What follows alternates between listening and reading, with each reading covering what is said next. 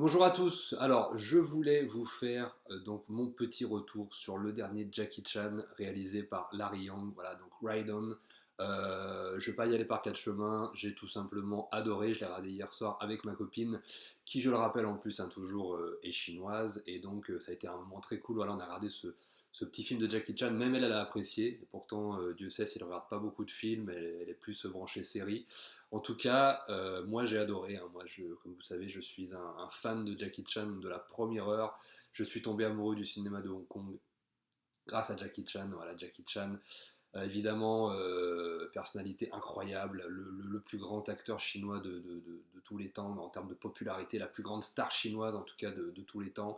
Quelqu'un qui a profondément influencé ma vie de fan de cinéma de Hong Kong, de fan de Kung Fu, cette envie que j'avais de partir à Hong Kong pour apprendre les chorégraphies martiales et que j'ai pu faire, c'est aussi grâce à Jackie Chan, même s'il a évidemment ses côtés noirs comme toutes les grandes stars du monde. En tout cas, voilà, ce petit rappel pour dire qu'évidemment, j'en parle pas beaucoup sur ma chaîne, mais effectivement, je suis un fan immense de Jackie Chan. J'ai absolument regardé tous ses films, hein, y compris ses moindres apparitions, ses moindres petits rôles, même de ses débuts, etc.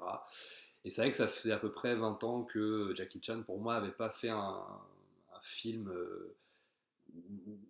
qui m'avait procuré autant de joie et autant de bonheur. C'est vrai que le dernier que j'avais un peu apprécié, comme j'avais parlé un petit peu sur ma chaîne, c'était les excellents documentaires Trace of the Dragon et puis en termes de fiction Dragon Blade de Daniel Lee que j'aime beaucoup. Mais c'est vrai que depuis 20 ans, en fait, pour moi, ça s'est clairement arrêté avec la période Hong Kong des années 90, hein, Dungeon Master 2. Même si après j'ai un petit peu apprécié Thunderbolt, j'en avais aussi parlé sur ma chaîne. Mais pour moi, c'est vrai qu'après tout ce qui est fin 90, il a commencé à faire une formule qui se répétait. Et puis après les années 2000, 2010, bon, il y avait des trucs sympas, mais globalement, moi, j'avais un petit peu lâché l'affaire. En tout cas, je regardais toujours les films qui sortaient, etc. J'ai absolument tout vu, hein. Sa carrière américaine, sa carrière chinoise, sa carrière hong-kongo chinoise, etc. J'ai absolument tout regardé, mais c'est vrai que c'est pas des films que je vois et que je revois souvent. Et ça faisait un moment en fait que moi j'attendais plus grand chose, hein, que de toute façon j'avais compris que c'était évidemment une star vieillissante et qui s'acharnait toujours un petit peu à faire des films d'action. C'est d'ailleurs ça qui était un petit peu dommage. Et là, ce qui est cool, c'est qu'il a enfin pris le parti pris de. Alors, il l'avait un petit peu fait par exemple dans des films comme Karate Kid, où il était très bien aussi, que j'avais trouvé plutôt cool. Mais là, vraiment, il prend le parti pris d'être. Alors, il joue le rôle en fait d'un vieux cascadeur sur le retour, voilà, complètement has-been. Voilà, et donc, en fait, on croit vraiment au personnage qu'il incarne. Donc ça, c'est une très très très bonne idée. Et je pense qu'il devrait d'ailleurs, avec le temps, plus se consacrer à ce genre de rôle, de personnage un peu vieillissant ou de maître. Je pense que ça lui va beaucoup mieux, puis ça va aussi avec son âge évidemment. Et bon, ce film est et en fait, comme je l'ai dit, donc l'histoire d'un ancien cascadeur qui est en duo avec un cheval. Et le duo fonctionne super bien. Vraiment, enfin, le cheval a été super bien casté, si je peux dire. Et le meilleur personnage du film, c'est vraiment le cheval. Même si Jackie est, encore une fois, moi, quand j'étais gamin, j'avais été bouleversé par plein, plein, plein de scènes. C'est quand il joue vraiment quand il joue le drame, il est formidable, hein. Moi, je me rappelle d'avoir pleuré étant gamin quand je regardais First Mission, la confrontation Sammo Hung, Jackie Chan, mais uniquement en mode engueulade comme ça. Il m'a fait tirer les larmes. Et là, encore une fois, il m'a fait tirer les larmes dans le film. Donc, il est très, très, très bon au niveau du drame. Moi, il m'a fait pleurer plein de fois. C'est aussi un film où il se remet beaucoup, beaucoup, beaucoup en question sur sa propre vie, sur son propre parcours, vous verrez, sur tous ses défauts, toutes les mauvaises choses qu'il a pu faire. C'est un peu un film où il est en train de nous dire finalement, voilà, j'accepte le fait que j'accepte un peu les côtés sombres et je veux un peu en parler. Alors évidemment, il dit pas tout, il rentre pas dans les détails, mais c'est très symbolique, c'est très métaphorique et on sent qu'il a envie c'est un peu un film testament. D'ailleurs, c'est très. J'ai vu beaucoup, beaucoup de mes collègues qui ont réagi sur le fait que ça aurait dû être son dernier film et que ça aurait été magnifique. Et c'est vrai qu'il y a ce côté, euh, voilà, de dernier testament. Non pas dans le cinéma d'action, mais dans le cinéma en règle générale, parce que c'est pas vraiment un film d'action, c'est plus un drame, c'est même un peu même une comédie dramatique, je dirais. C'est même, je dirais, un feel-good movie, hein, parce que vous voyez, il y a des moments comiques, des moments dramatiques, il y a un petit peu d'action, il y a un petit peu de chorégraphie, il y a des mises en abîme, il y a tout ça qui est très cool. C'est un film très méta, évidemment, sur sa propre vie, donc l'intégralité du film se passe dans des décors de studio, etc. Il y a beaucoup, beaucoup d'hommages aussi à tous ces films, des petits clins d'œil que les fans comme moi apprécient, évidemment. À un moment donné, il est habillé il reprend sa panoplie de Opération Condor. On voit des tout petits moments très cool où il y a plein de petits clins d'œil de ces anciens films, notamment le mec quand il fait du skate dans Soif de justice, vous verrez en fond, c'est très difficile à voir, mais vous le détecterez. Je ne vais pas tout vous raconter. Il y a une très belle scène, par exemple, qui rend hommage à Duncan Master 2, notamment l'attaque du restaurant avec le gang des H, qui là ils reproduisent, mais avec le cheval, en fait c'est un duo, hein, c'est un buddy movie avec Jackie Chan et un cheval. Donc et puis évidemment il y a toute cette. Il y a aussi, c'est l'histoire aussi d'un père de famille qui veut reconquérir le cœur de sa fille. Voilà, une histoire très courante, mais très belle, très touchante. On retrouve aussi évidemment beaucoup d'acteurs qui ont travaillé avec Jackie Chan ou non, ou des réalisateurs. Il y a notamment une apparition, un petit caméo de Stanley Tong. Stanley Tong, il faut savoir que c'était vraiment le réalisateur qui a, à la suite de la carrière de réalisateur de Jackie Chan, avait pris un petit peu le relais pour le mettre en scène, et c'était un petit peu le yes man de Jackie Chan. J'en avais aussi parlé pendant mes anciennes vidéos, et c'est vrai qu'il fait beaucoup de films avec lui ces dernières années, et Stanley Tong a vraiment franchi le cap du cinéma de Chine continentale comme Jackie Chan, donc ils s'entendent très bien à ce niveau-là. Donc il fait évidemment une petite apparition. On a évidemment des acteurs que j'adore, que Yurong Guang, le grand acteur de Chine continentale qui s'est révélé en tant que grand méchant dans des films de Hong Kong des années 90, qui est là, et apparaît beaucoup dans les films de Jackie Chan. Hein. Vous l'avez déjà vu par exemple dans Karate Kid, enfin le remake de Karate Kid. Il y a Andy On, hein, pareil, qui a commencé aussi un peu avec Jackie Chan, enfin avec Tsui Hark, mais ensuite avec Jackie Chan, qui aussi a un rôle très chouette. On retrouve évidemment un des grands talents gâchés du film d'arts martiaux, qui est Liu Xing, donc qui est la révélation de Crazy Kung Fu, hein, le mec super balèze qu'on voit apparaître dans Crazy Kung Fu, qui là aussi fait une petite apparition, qui est aussi un acteur que je trouve extraordinaire, mais qui a malheureusement pas eu la carrière qu'il méritait.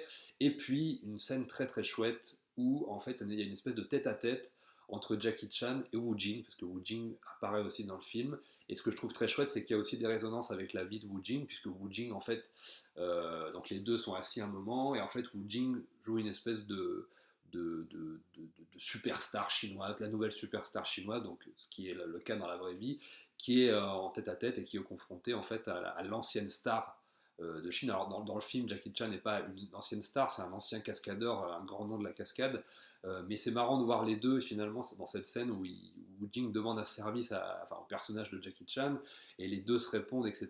Et ça fait une espèce de passation de relais comme ça, où Jackie Chan dans la scène indirectement dit à Wu Jing: t'as galéré, t'as commencé à Hong Kong, je t'ai vu commencer à Hong Kong, puisque Wu Jing a commencé sa carrière à Hong Kong, et ensuite c'est devenu, là, comme vous le savez, la plus grande star de Chine continentale. Hein. Il enchaîne les succès au box-office, Wandering Earth, Wolf Warrior, la bataille du lac Changjing de Tsui Hark. C'est Wu Jing, la nouvelle grosse star chinoise du moment.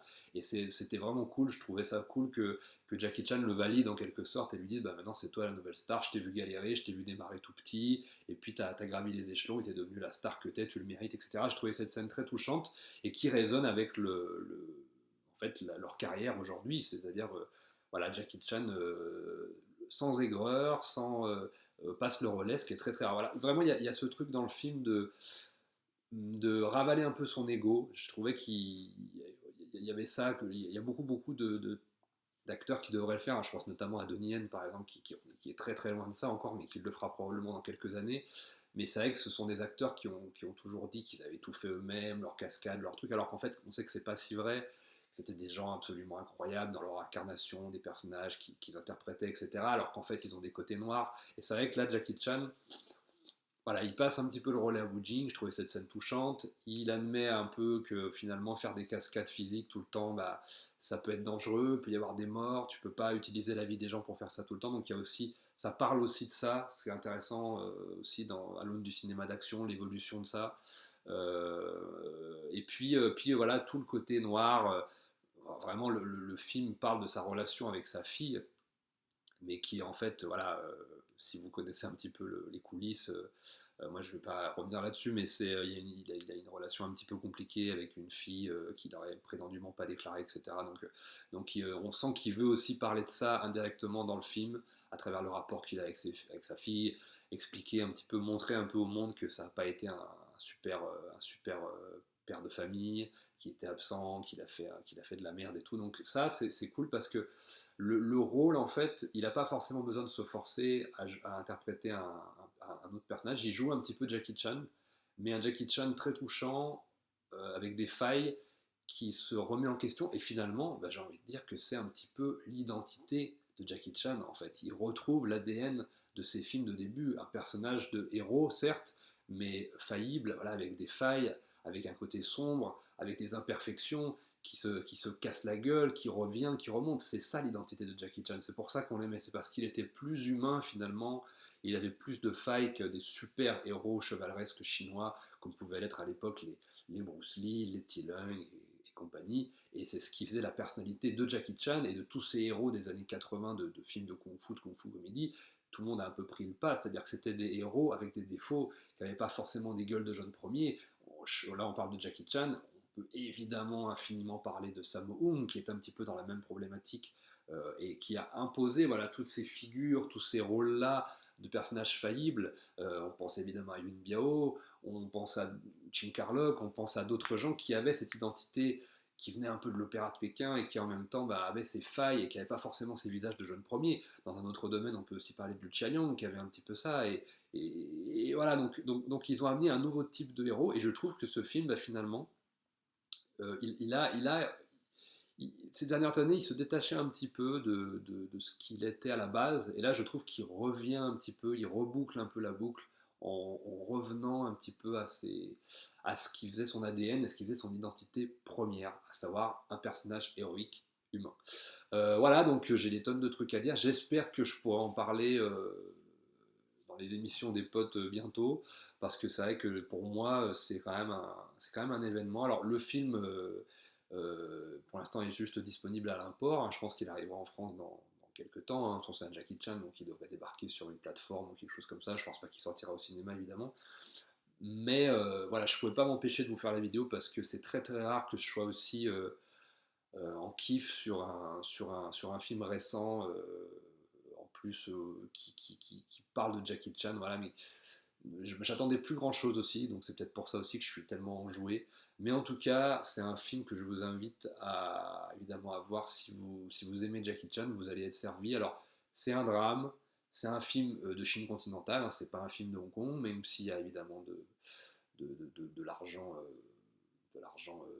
qui vient aussi de Hong Kong, puisque voilà, il y a Jackie Chan qui doit coproduire, enfin dans les coproduits, enfin dans l'argent posé sur la table, ça doit être un petit peu de partout, mais en tout cas c'est l'identité d'un film de Chine continentale, mais c'est totalement logique. Hein. Jackie Chan, depuis quelques années, a pris le pas de prendre le cinéma et d'inclure le cinéma de Hong Kong dans le grand processus du cinéma chinois, ce qui correspond plus en fait à l'histoire de ce cinéma et à l'histoire du pays, qu'on le veuille ou non. Mais en tout cas, Jackie Chan voilà, se doit d'être le représentant de ça, du cinéma d'action. Et à la fin, d'ailleurs, il rend hommage, il y a une espèce de panneau, il dit ce film rend hommage au cinéma d'action chinois et à tous les artisans qui ont fait ce cinéma d'action. Et en fait, dans tous ces hommages, il rend évidemment hommage au cinéma chinois actuel, mais aussi au cinéma d'action chinois depuis l'aube des temps, du cinéma de Shanghai au cinéma de Hong Kong, bien évidemment. C'est un processus, voilà, un mode de production historique global. Et voilà, et donc moi j'étais très touché, je vous invite à le découvrir, j'espère qu'il sortira en France bientôt. Je pourrais en parler pendant encore plus longtemps, je vous ai fait un petit résumé, j'espère que j'ai pas été trop long. En tout cas, prenez soin de vous, vive le cinéma de Hong Kong, vive le cinéma chinois et vive Jackie Chan.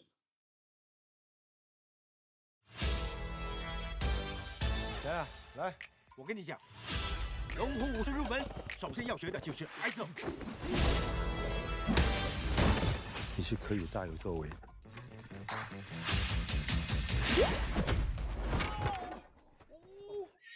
聪明。小亚，听老爸说，龙虎武师是靠动作决定圈里的地位，你不是一匹普通的马。来了，起来了！我帮你抓住这次机会。跳！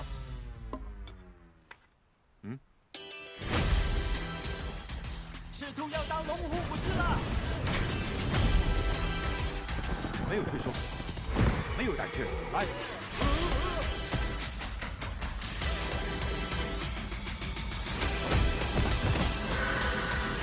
漂亮！我们再训练他第二个动作。不，住！我怕你跟屁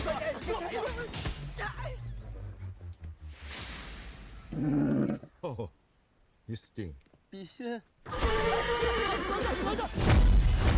哥，咱们一起拍戏吧，我的戏。